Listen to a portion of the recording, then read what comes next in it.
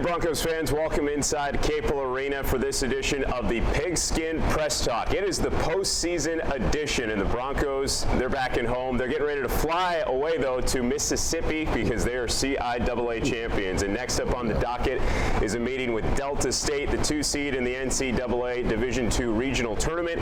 I'm here with head coach Richard Hayes, who's got that championship now, as do the rest of his Broncos. And, Coach, it was just an incredible game out in Salem. I was telling you before we sat down here that people my age, people your age, people who have been going to Salem for generations now, they were saying that was one of the more entertaining games that Salem Stadium has seen in the CIAA championship.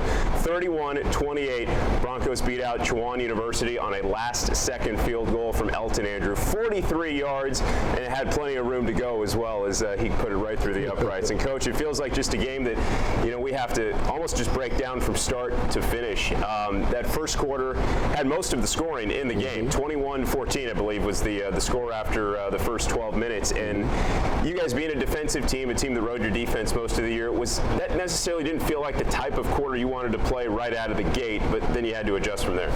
Well, again, I always give all the credit to Coach Hall and the way he calls his plays and maneuvers his offense.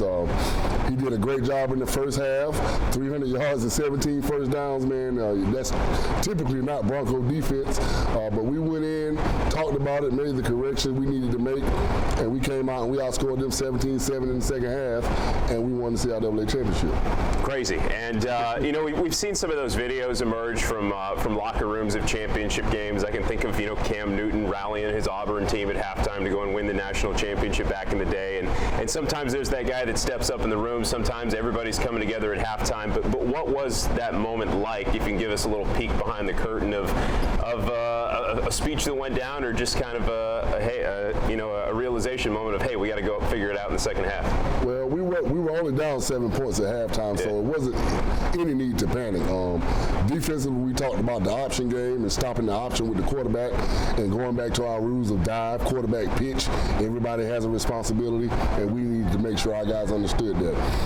Offensively, I felt like, we didn't have a lot of yards in the first half, but it was because we had short fields and we were scoring. And then in the second quarter, their defense kind of tightened up and ours kind of tightened up, and it was a seesaw battle from there on out. But the halftime speech wasn't a big rah-rah motivational type thing. Yeah. It was just the coaches getting together, making the necessary adjustments, and making sure our kids was ready to come out and win in the next 30 minutes. You had two keys that you kind of gave me coming out of that halftime tunnel before the third quarter, and it was, we got to have our freshman quarterbacks get the ball out of their hand a little bit quicker. You said you liked the offensive line play in that first half. Can, Damari Daniels, Caden Davis live up to that big moment? Damari Daniels ends up being the MVP of the title game at the end of the day. And the other thing was, get a stop right away in that third quarter, because Chowan started with the possession, and it seemed like both of those keys worked for you in the third. You got that stop, and Damari and Caden started to look a little bit more comfortable. What did you think about those adjustments both sides of the football made? Well, Chowan drove the ball on us a few times, and I believe at one point they had a 14-play drive, but I don't think they scored on it, so that ate up a lot of clock. But just getting that stop was big for us, and then Damari and Caden just coming down, being able to control the offense and manage the game. I know he had one turnover. It didn't hurt us as bad as it seemed, but at the time it was a big turnover in the fourth quarter. But he settled down, came back. He made a couple big throws on that final drive to get us in field goal range. One to Cam Harrington, and I think one to Barry Elliott. Yep. So those two plays were huge. And then, like I said in the interview post-game, once we got inside that 30, man, I knew Sean was automatic. So it was all set up to be great. And I joked with the coaches this morning about the first thing I said after the field goal went through was I looked at Coach Lott and I called for the kickoff team, not even realizing that the clock had ran out. Oh, he didn't realize it was 0-0. That's incredible. So you're watching it as it happens, I assume, the kick going up. Some coaches might just, turn their back. Some guys don't want to watch it at all. But you were locked in on it. You saw it go through, and I guess you were a little surprised when all your guys were suddenly mobbing you at the very end there, thinking it was time to keep playing football. Yeah, I was calling for the kickoff team, and then I turned around and saw all zeros on the clock. Yeah. I put my hands up. Hey, man, we the champs. And that moment for you, finally comes after 5 years of heading to Salem for the championship game. One against Virginia State, 3 against Bowie, and now against Chowan. And, relief, gratification? What's the overwhelming feeling at the end of the day when you get to celebrate a massive accomplishment for you individually, but also the entire team to get it done this year? It's just, how's it feel? I mean, it really hasn't really hit me yet. I just know we don't have to answer those questions of what could have been or what we should have done, or hearing the analogy of the Buffalo Bills and all. I've heard all that kind of stuff, man. And like I said earlier in the season, man, we just block all that out and don't worry about what people say. We just continue to come to work, continue to do what we do here at Fayetteville State, and we knew good things were going to happen to us sooner or later. Yeah, and it doesn't take anything away from the massive accomplishment from this year's program and what this group of players and coaches has done. But yeah, when you look back at the recent years of Fayetteville State going to the championship, and you kind of look at the rosters on paper, you had some of your veterans, Stevie Green, Latimer, and all your upperclassmen last year that you had on the offensive line as well. This year's team was young in a lot of places. Young in the offensive line. There was a lot of receivers, transfers coming in. You made that change to the freshman quarterbacks midway through the year.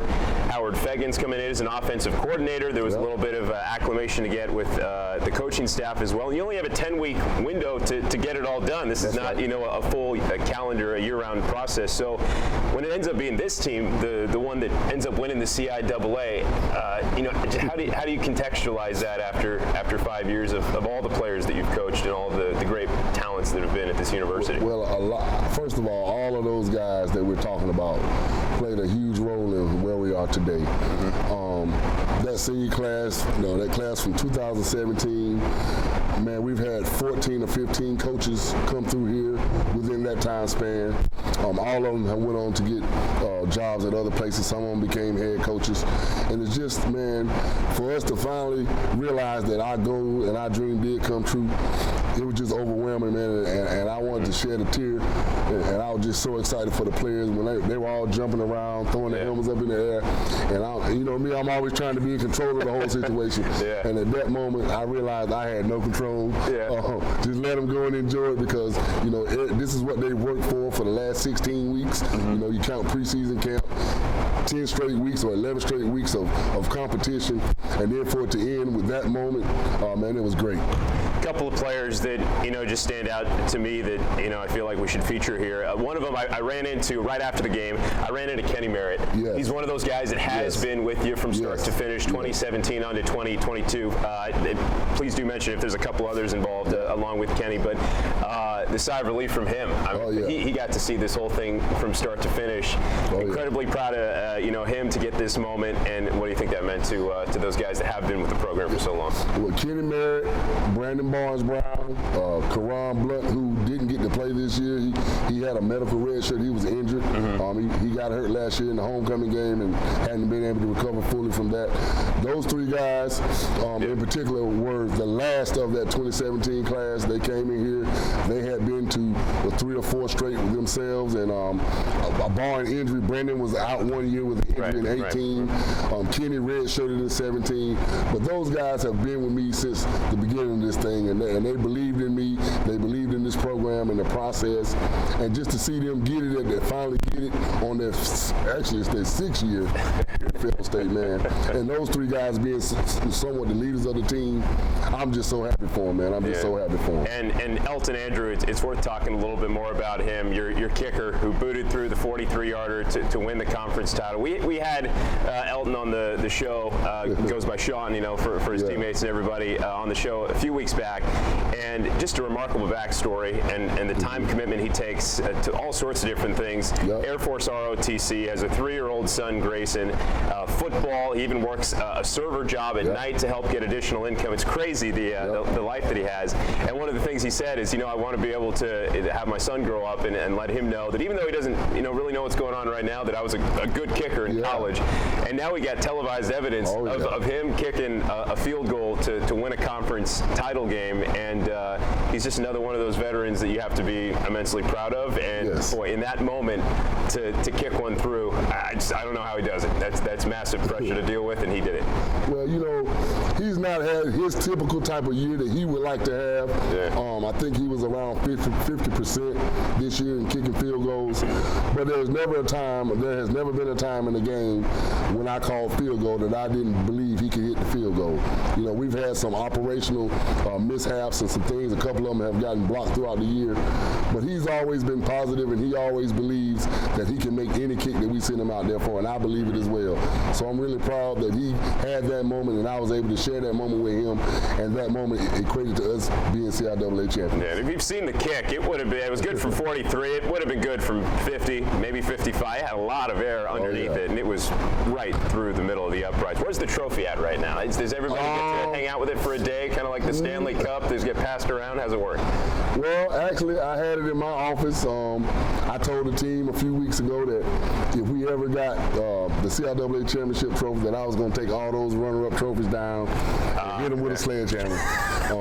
I didn't use the sledgehammer technique. I just took them down. I put it up in my office for a couple of days, and when my athletic director came down yesterday, he saw it. He said, "That's got to go upstairs." And so I told him to go ahead and take it. You know, it was for him. We wanted to make sure. And if you go up there, it's a pretty sight to see all the trophies that we have, all the championships we've accomplished as an athletic department here at Fayetteville State over the last 3 or 4 years. Being crowned the 22 men's basketball champion and the 22 CIAA men's football champion.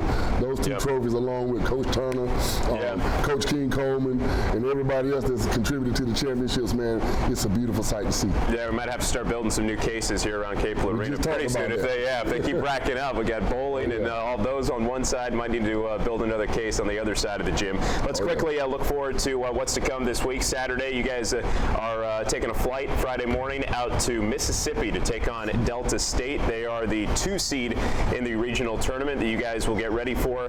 We talked a little bit about it before the sit down here. Delta State, relatively new. They're athletes and coaches to the postseason setting, but what type of game are you looking forward to in that one, and what sorts of challenges do you think Delta State brings to the table? Well, it's going to be an interesting challenge for us. They have a very high-octane offense, fast-paced. Their quarterback, Patrick Shagog, is very dynamic. He's the offensive player of the year in the Gulf South. That speaks volume of who he is and what he brings to his team. But we're going to go play. We're very confident in our defense as well. So, we're going to go down there and put the chips all out on the table, and we'll see where we fall, man. But we're feeling really good about it. What time's kickoff Saturday? It's a 1 o'clock Central Time, 2 o'clock Eastern. All right, 1 o'clock Central, 2 o'clock Eastern. Broncos will be in the Central Time Zone as they take a flight again out to right in the middle of Mississippi, really, right? We're going to fly. Middle, huh? We're going to fly actually into Memphis, and then it's a 2-hour drive from Memphis to Cleveland. Right, Cleveland. Back roads. So, so we'll figure it out. Yeah, it's kind of Deion Sanders territory around Jackson, Mississippi, in that general area. So they play good football out there. Broncos trying to take their championship conference football on the road, and again, 1 o'clock kickoff in Mississippi, 2 o'clock Eastern. You can follow all live scoring updates live on Broncos social media at FSU Broncos on Twitter for the quarter-to-quarter updates. Coach, congratulations again to you, the entire Broncos crew, for going out to Salem, winning a conference title. It was a pleasure to watch that game, and good luck on the road this weekend as you're playing another week of football. It is the 12th week now, I think, right? Sir. 12 games. It's a good season when you're playing 12 football games, and that's the case for the Broncos this year. Thanks, everybody, for tuning in to the Broncos Sports Network and this edition of the postseason Pigskin Press Talk.